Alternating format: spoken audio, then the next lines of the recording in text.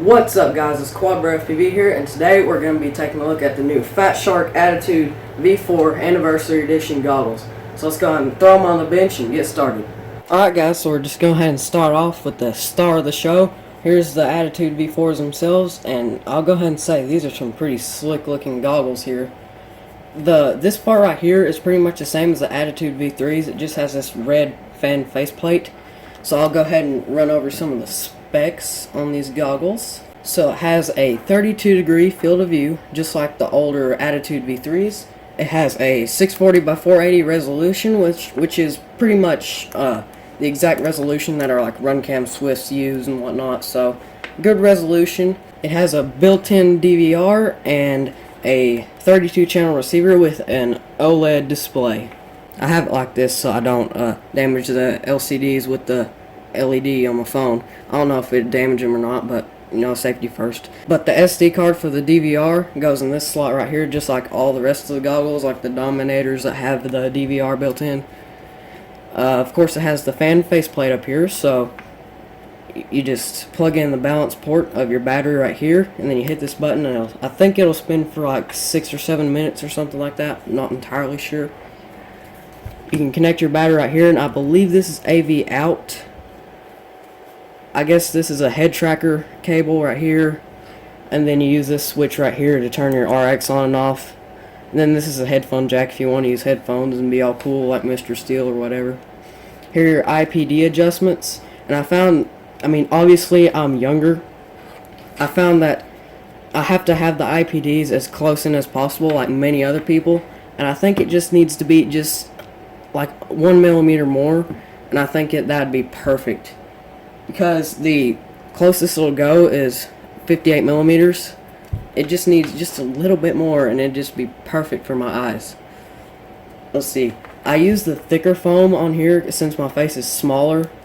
Plus this is more cushiony, more comfortable. It comes with a thinner one, but I just decided to use a thicker one. And it uses Fatshark's new design where you velcro the foam on there instead of just directly sticking it on there. So if you want to interchange it, you can do that.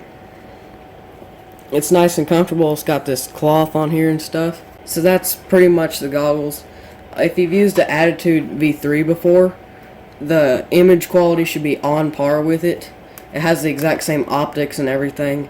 So I think the image quality will be on par with the Attitude V3s.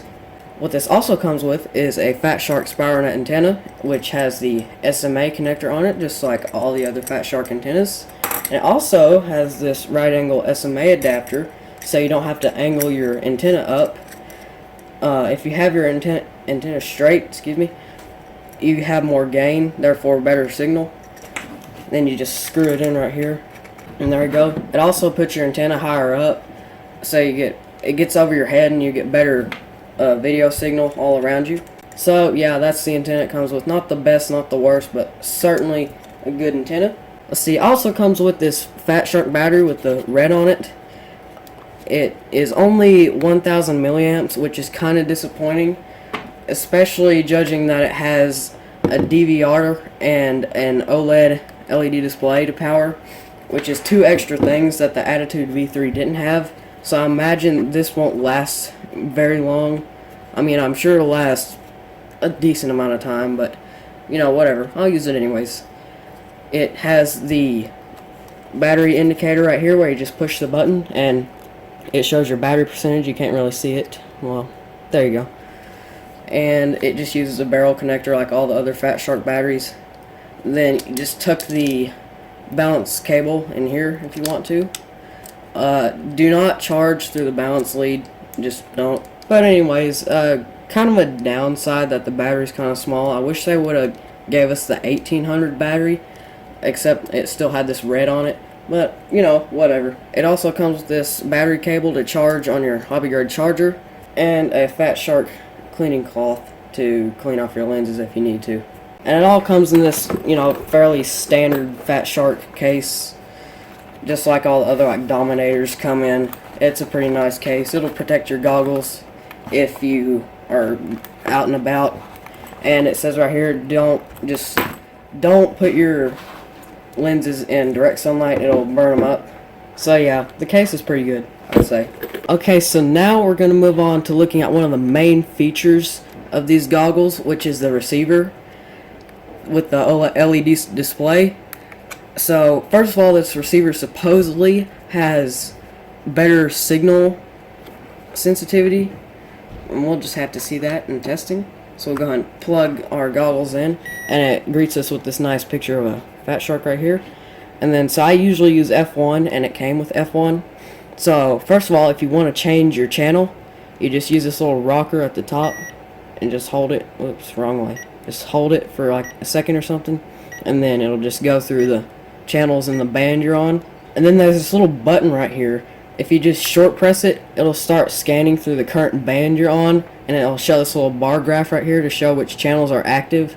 So if you're out and about somewhere and you don't know if anybody else is out and flying, you can check like that, which is really cool.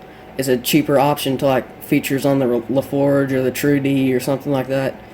And it usually locks on to the strongest channel, which somehow is F5, which is really shocking because there's no 5.8 gigahertz around here, as you saw on the bar graph.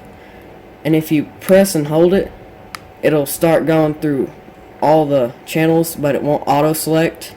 It'll just scan, and then you can short press the button to change the band. So you have the Fatshark band, you have the race band, band A, and band E, and I usually just use the Fatshark band. So once you're on the band that you want, which let's say we want to go over to race band, we just press and hold while it's on race band, and it puts us on the race band, and then we can just scroll through our channels and find which channel we're on, or if you want to, you can auto scan it. So overall, I'd say this is a good receiver because I like the functionality of it, where you don't have to just guess what channel you're on or take off this plate right here and select your channel, and you can see what channel you're on right then. And then you have the band scanner, which higher priced receivers have, like the LaForge for example. I like that. I forgot to mention these two buttons right here. So what these do is, this is mainly for DVR, and this is like contrast and everything. So what you do is, when you plug in the goggles, you press and hold this button right here, and it'll activate the DVR, and there'll be a solid light right here. You can just press that once really quickly, and it'll beep, and the light will start blinking. Then it's recording. Then you can hit it again, and it'll stop recording and beep twice. And then I believe if you want to play back your recordings straight from your goggles, you need to press and hold the button, and then under here you need to turn your receiver off, so that way it kind of switches AV inputs, I guess. And then you navigate by just switching it left, right, forward, back, you know. Yeah. And then this one over here, I don't know what the middle one does if you just push down on it, but I believe left and right is contrast. I'm not sure what forward and backwards is. It might be sharpness. Not entirely sure, but just thought I'd throw that in real quick. So anyways, enough rambling about these goggles. Let's just go outside and fly these and see how they are. Okay guys, so we're going to look at this DVR recording I made with the Attitude's built-in DVR. We're going to see it, we're going to see how the receiver handles the static. So we're just going to start off kind of smooth here, you know, maybe do raw, I don't know. Just do a couple tricks here. Did you see at the bottom, like my milliamp thingy messed up and my timer did too? I need more capacitors on my OSD.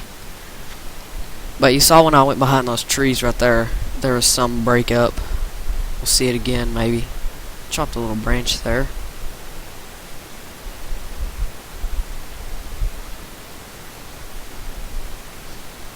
But it's handling pretty well.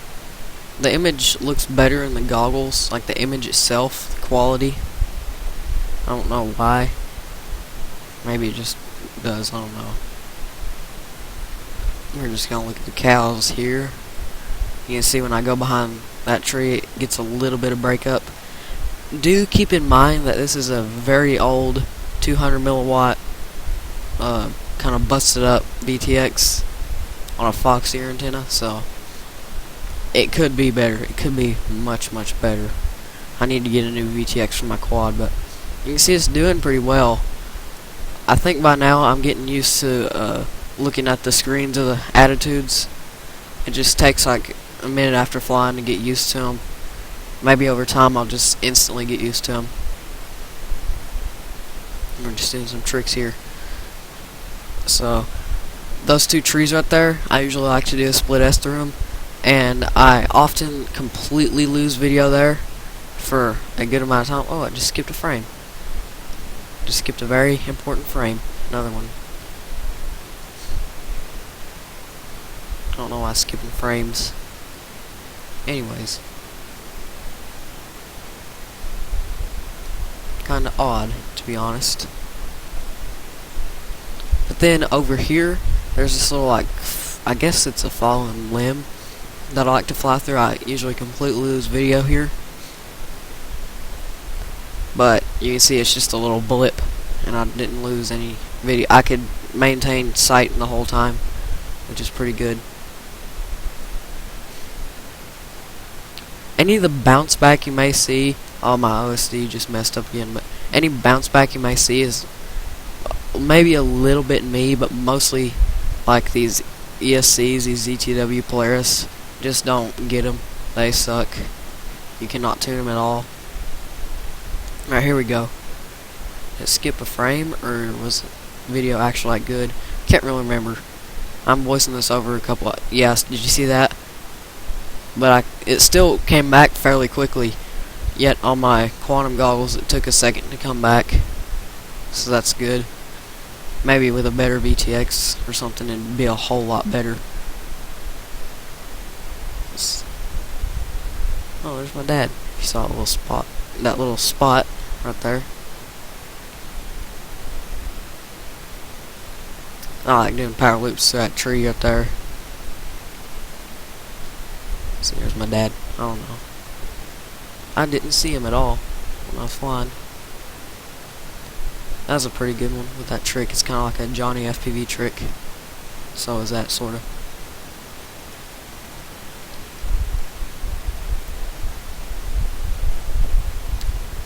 Grass in that field's like really tall. Oh, did you see that, all that static there? That's probably from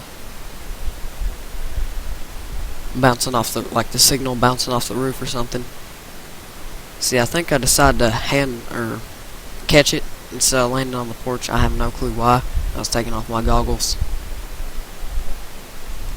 But like the grass in that field is all tall. It's too tall. When I get really low, it like gets in my camera. Anyways, enough rambling. That was our DVR footage. So yeah, let's go ahead and head back to the bench and wrap up the video. What I think of these goggles, I think they're very good. They're a really good alternative to, say, my Quantum V1s or something. And if you're on a budget, or a somewhat budget, and you still want some Fatsharks, these are a very good option. The image is just a little bit smaller than something like the Quantums, but you just get a much greater image quality. Plus you get this nice sleek looking goggle, really portable, and this nice receiver and built-in DVR. Just everything is all in one. If you can't afford the Dominator series goggles, these are really good. So hopefully you guys enjoyed the video. Please like if you like the video, comment if you have a question, and subscribe if you're new, and stay tuned for the next video. Bye guys.